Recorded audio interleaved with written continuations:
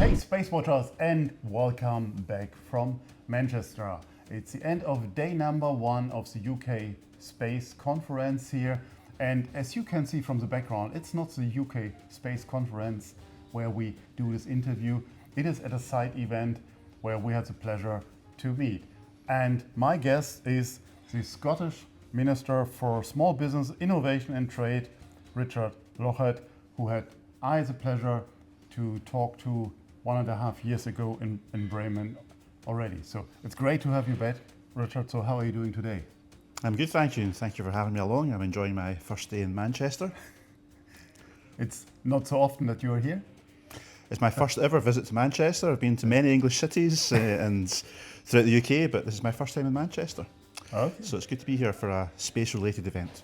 Absolutely. No, it's also my first time to be in Manchester. So, since our last conversation in Bremen 15 months ago, or 1.5 years ago, how has Scotland's space sector evolved, and what key milestones and challenges have shaped the last 12-15 months?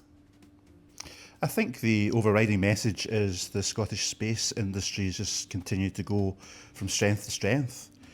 And in a few short years, we've gone from barely being an area of academia in the universities and having lots of academics who are very expert in space-related issues, to now having a thriving manufacturing sector and data companies and spaceports.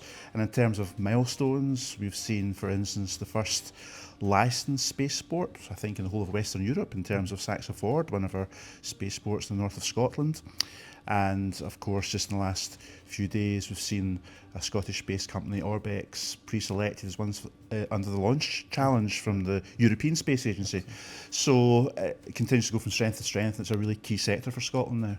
So the milestones you just mentioned are aligned with your vision of Scotland's space development? Well, absolutely. I mean, someone said to me at this conference actually that they think that Scotland and perhaps the US are the only two countries, in the Western world that have end-to-end capability in the space sector. So in Scotland, we build the rockets, second biggest manufacturer of small satellites outside of California. We've got the data companies, spaceports. So that is end-to-end capability, which is a great sign of the potential for the sector to grow in the years ahead. Absolutely. So it's a unique selling point. Absolutely. So all eyes are at the moment on the upcoming prospect of launches from Scotland. So can you update us on that and where we stand? Well, as I said, we're making good progress. We've got a number of sites under development in terms of spaceports. Most of the identified spaceports are potential spaceports in the UK and Scotland. And we've got the first licensed spaceport, which is SaxaVord. So we are hoping to build on that in the months and years ahead, and obviously looking very much forward to the first vertical orbital launch, which would be the first in Western Europe from Scottish soil, which would be an amazing kudos for Scotland. I'm waiting for the date. Well, it's up to I'm just the minister for the space industry in the Scottish Government. Unfortunately, I'm not in charge of spaceports or the commercial side of things, but the whole industry is excited and feels very confident and is moving forward. So the spaceport has its license, as you mentioned. Also the rocket or the companies that want to launch, do they require also a license? Yes, and we've got companies on the way to getting their licenses in terms of the rockets builders as well, in terms of all the regulatory work they have to go through. But that's what's really exciting just now about the Scottish sector is we have various rocket manufacturers, all of which are developing unique designs and properties for their rockets. In some cases very sustainable, which is very important as well in terms of Scotland's message to the rest of the world. So, there's a lot of momentum in the Scottish space industry. So, but I think that Rocket Factory Augsburg, they have a launch license from the spaceport when they're ready. So, and the other ones that you mentioned, so Orbex, Skyrora you have as well. Are they in this process of acquiring licenses, or what can you say? Yes, about we know that? that Skyrora have lodged their application for a license, so hopefully we'll hear about that in due course, and that's up to the company to announce that once that happens and has a result.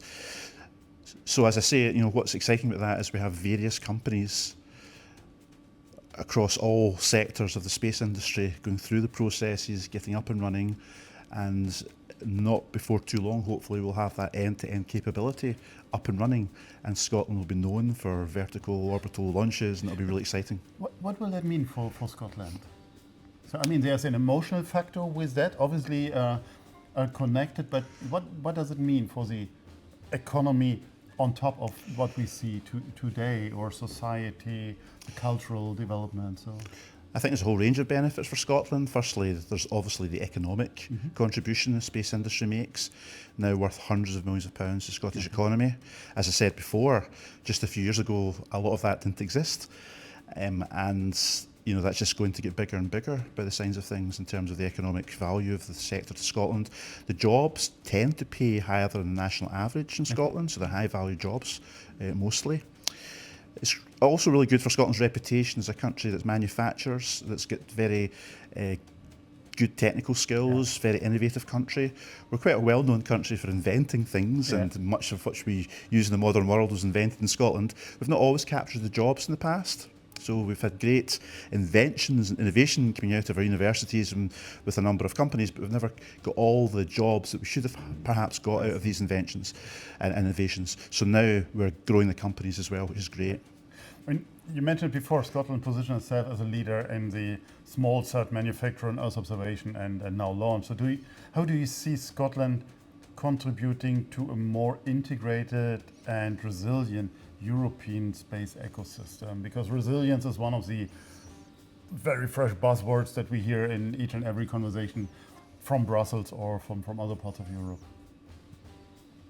Well, the timing of the momentum in Scotland's space industry is very relevant, isn't it? Because, of course, defence and security and the role of the space industry in that suddenly, really high up in the political agenda and economic agenda of the whole of Europe. So that coincides with the development of Scotland's space industry. So we're riding that wave as well at the same time. It's very important in terms of that agenda for the future of Europe, in terms of our security and our economy at the same time. And clearly there's going to be a lot more resource spent in terms of defence expenditure. So this is a big window of opportunity at the moment, and obviously Scotland's ready for it because of our growing space industry.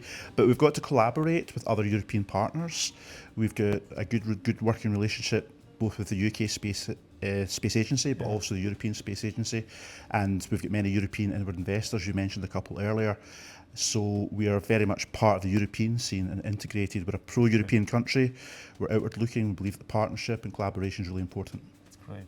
So what are your strategic priorities for the Scottish space sector in the next 2 to 3 years? I mean, you're on a run already, so it's just a continuity or something else that we can expect? Well, I think our contribution is we want to bring to the table the latest technology, and we've got lots of sectors in Scotland that can cross-pollinate, like photonics and quantum. We're the home of AI in many ways. I mean, Edinburgh University has been the home of AI for over 60 years. And we have got a lot of emerging sectors, high growth sectors that can collaborate and work together in Scotland. And space is everyone's business now. So we've got government agencies that are buying into space as well for Earth observation, perhaps for environmental monitoring or wildfires, whatever that may be. So my vision is to cross-pollinate all our sectors in Scotland, have a really vibrant space industry that plays its role in terms of saving the planet, and also that defence and security agenda as well, and delivers high-value jobs for Scotland. I see. Taking a few of these elements out and saying that these are the industries or these are the companies, the sectors, industries and investors should focus on, because I think without external money, all of these dreams remain dreams. Right? Well, that's right, and there's a lot of hard decisions for governments throughout Europe, and that's commanding a lot of our headlines just now in terms of increased budgets for not just defence and security, but for the fact that we don't want to fall behind in deploying the latest technology. And space has got such a big role now with the tech world and digital world in which we live as well. So we're well placed, and Europe's got a lot of competition out there from, you know, around the world. There's lots of big countries out there that are, you know, wanting to compete with Europe and overtake Europe or whatever, and Europe's got to work together to make sure we're competitive. Mr. Lochhead, thank you very much for this update. Directly from you, good luck for the next months to come. I mean, we have the ministerial, we have the Spacecom then at the end of the year in Glasgow, and we are looking really forward to hearing more from you and more good news from Scotland. Well, looking forward to welcoming you to Scotland and Glasgow soon. My pleasure. Thank you. With that, SpaceWatch out here.